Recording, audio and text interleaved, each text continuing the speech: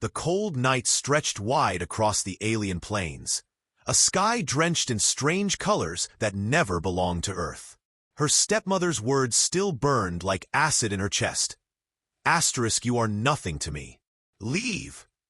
Asterisk. The door had slammed, metallic and final, leaving her out under the vast expanse. She was small against the endless horizon, the soft glow of twin moons catching on the tears she tried to wipe away with trembling hands. The alien girl, still young, still fragile, couldn't understand why love was denied her so cruelly. She had obeyed, she had worked, she had never once raised her voice. Yet here she was, cast out as if she were a burden too heavy to bear. Every step away from the house of her childhood was heavier than the last. Her bare feet met the dust, soft but cold, and her heart thumped with panic. Where could she go? Who could possibly see her as worth keeping? Even her own blood had turned her away. Shame curled her shoulders inward, but a thin thread of hope kept her walking. Ahead, under the starlight, a figure appeared, tall, broad-shouldered, wrapped in a simple human coat. His presence was jarring. An earthborn man standing in this alien land. She slowed her steps, afraid of what he might say. Would he mock her? Would he turn away as everyone else had? Her voice trembled before the words even formed. She wanted to scream, to demand why life had treated her this way, but all that escaped was a whisper, fragile as glass. Please be my dad. I'll behave. The man's head turned sharply, his eyes catching the light. Surprise flickered across his face, and then something softer. Confusion, pity, maybe even recognition. But silence stretched between them, heavy and uncertain. She waited, her chest tightening, ready to be rejected again. Every second of his silence stabbed deeper. She fell to her knees, dust rising around her like smoke. Her small hands pressed into the ground. Her face turned away as if bracing for a blow. I'll do whatever you say. Just don't leave me out here. Her voice cracked, breaking into sobs that echoed in the empty night. The moons above bore witness to her desperation, and the world seemed to still, as though holding its breath for the human's answer. He had not expected this night, this girl, this plea. And yet, in her trembling words, he heard something more than a request. He heard the echo of his own loneliness, long buried but never gone. He did not answer yet.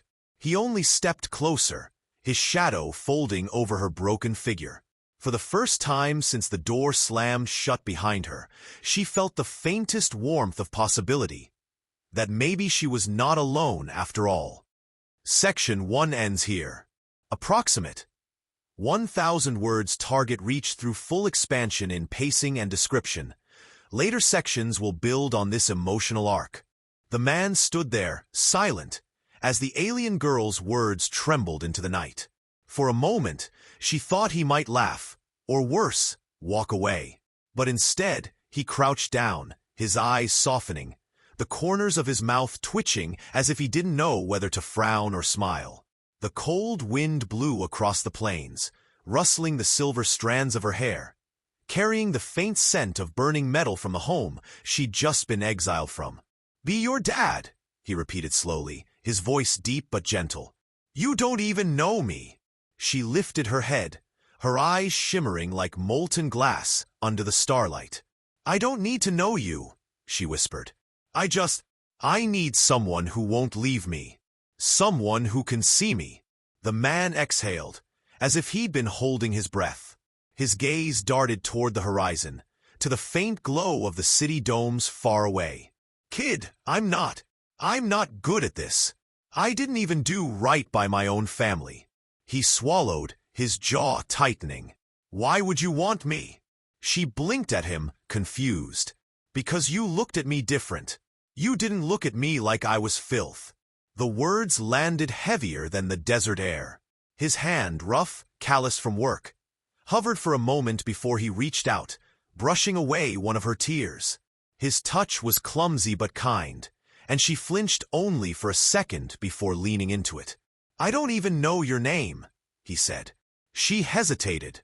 Her stepmother had forbidden her to speak it aloud, as if her name itself were a curse.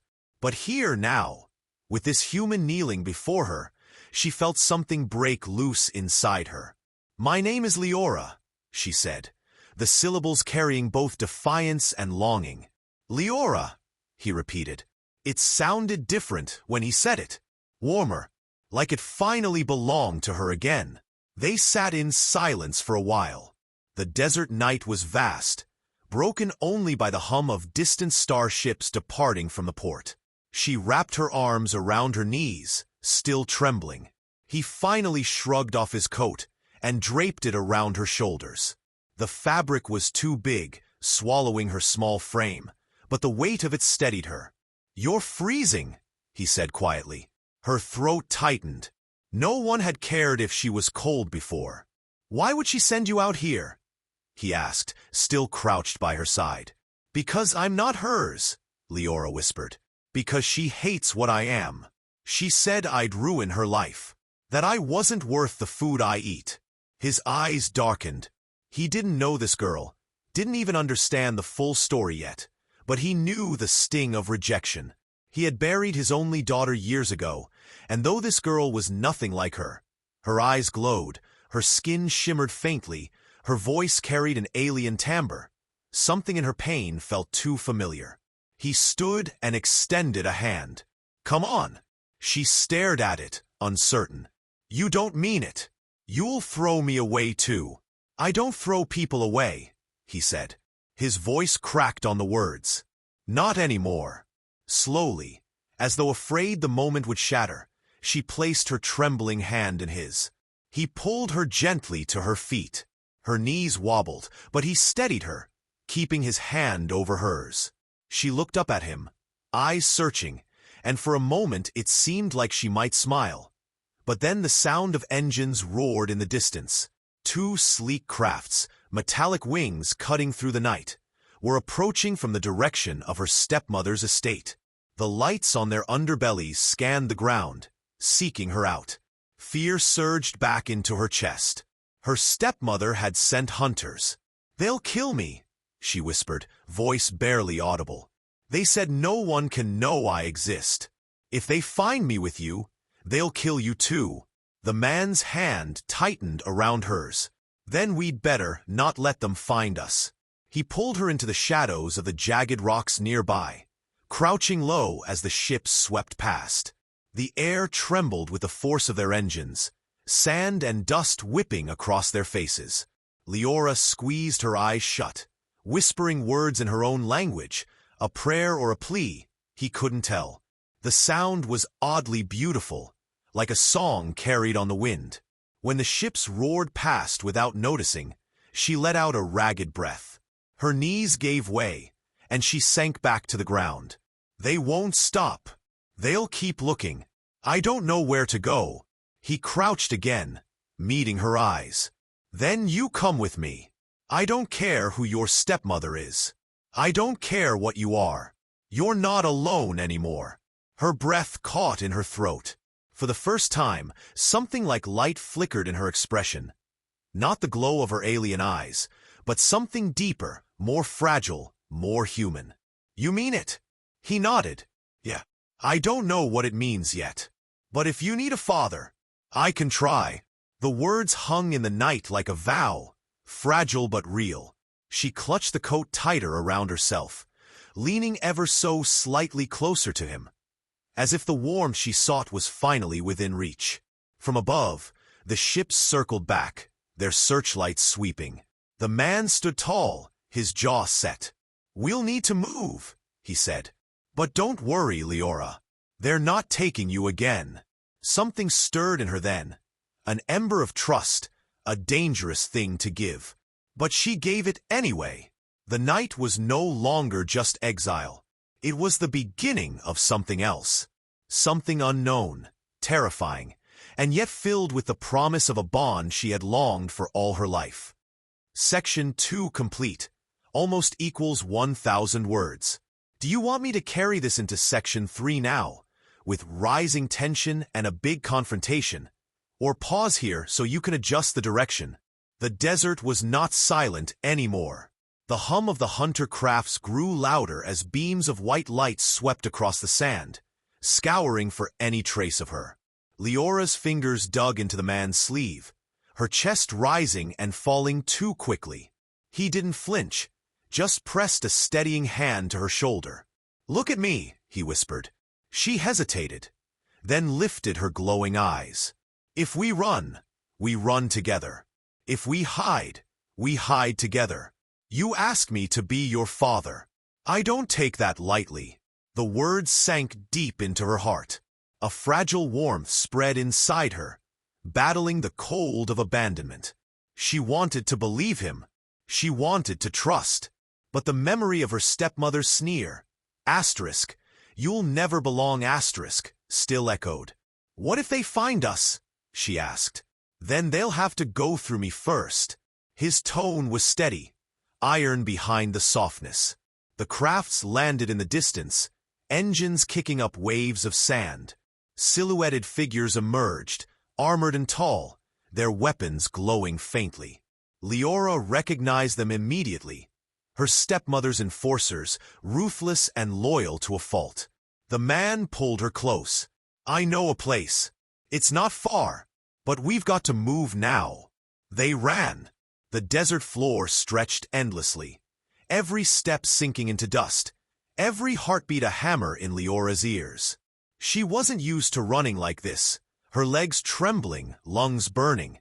He noticed, scooped her up without asking, and carried her as if she weighed nothing at all. She pressed her face against his chest, listening to the steady rhythm of his heart, so different from the erratic pulse in her own chest. Each beat reassured her. She wasn't alone anymore. Behind them, the enforcers shouted in a guttural tongue. A searing beam of light scorched the sand meters away. The man didn't look back. He moved with purpose, navigating between rock formations until they reached a hidden cavern mouth, half concealed by jagged stone. Inside, the air was cooler damp. He set her down gently, then turned to face the cave entrance, his hand hovering near the sidearm strapped to his hip. "Stay behind me. If they find us, I'll handle it." Her voice was small, but steady this time. "Why are you helping me? You don't even know me." He kept his eyes on the cave mouth, listening for footsteps. "Because once, I couldn't save someone I loved. My daughter. She was about your age. I lost her, and I swore, if I ever had the chance again." His voice trailed, heavy with grief. Leora's heart twisted. She wanted to comfort him, but fear still clawed at her chest. The sound of boots on stone echoed closer. Shadows flickered against the cavern wall. She reached out, her small hand finding his, gripping tightly. "Then save me." The words struck him like a blade and a bomb all at once. He drew his weapon. The first enforcer stepped into the cave, visor gleaming, weapon raised. The man fired once, a bright flash lighting up the cavern. The soldier fell. Another rushed in, snarling, but the alien girl stepped forward, her eyes burning brighter, her voice spilling into the air. She sang, not a song of joy, but a raw, trembling note that made the cavern walls vibrate. The second enforcer froze. His weapon slipped from his hands as he staggered, clutching his helmet. The man stared in awe as the soldier collapsed, overcome by the resonance of her voice. "You did that," he whispered. She looked at him, fear mixing with shame. "It's why she hates me. My kind. We're not supposed to live among them. Our voices, humans fear them." "I don't," he said firmly. "I don't fear you." The remaining enforcers hesitated outside, their searchlights scanning the cave's mouth, but never daring to enter. Her voice had rattled them. For the first time, she realized she wasn't powerless. For the first time, someone had stood by her side instead of pushing her away. Hours passed before the lights faded. She and the man remained in the shadows, breathing quietly. When dawn's pale light began to creep into the cave, she finally spoke again. You said you lost a daughter. What was her name? He swallowed hard. Ilara. Leora traced the patterns in the dust with her fingertip. Was she kind? The kindest. Brave, too. She would have liked you. His voice softened, and he gave her a small smile. You remind me of her. Not because of how you look, because of the fight in your eyes. Leora felt her cheeks flush, her glow brightening. For the first time, she didn't feel ashamed of it. Maybe it wasn't something to hide. They stepped out into the daylight together. The desert stretched before them, endless and uncertain, but his hand never let go of hers. She looked up at him, her heart pounding. Not with fear this time, but with something new. Something that felt like belonging. I'll be good, she whispered again, more firmly this time, as if making a promise to herself as much as to him. He glanced down, his jaw softening into a rare smile. Kid, you don't have to earn a place. You already have one. Her chest tightened, but not from pain, from relief. The wind swept around them, carrying away the last echoes of her stepmother's cruelty. All that remained was the warmth of his hand in hers and the fragile thread of hope weaving itself into something stronger. They began to walk, two exiles bound together by choice rather than blood, stepping into a future neither of them had planned, but both suddenly needed. And though the sky above them was still vast and strange, for the first time, it didn't feel so empty. That's the full section 3, and the ending with a closed, emotional resolution. Do you want me to also draft the thumbnail prompts, title/description/tags? Or should we pause here and let you review the story flow first?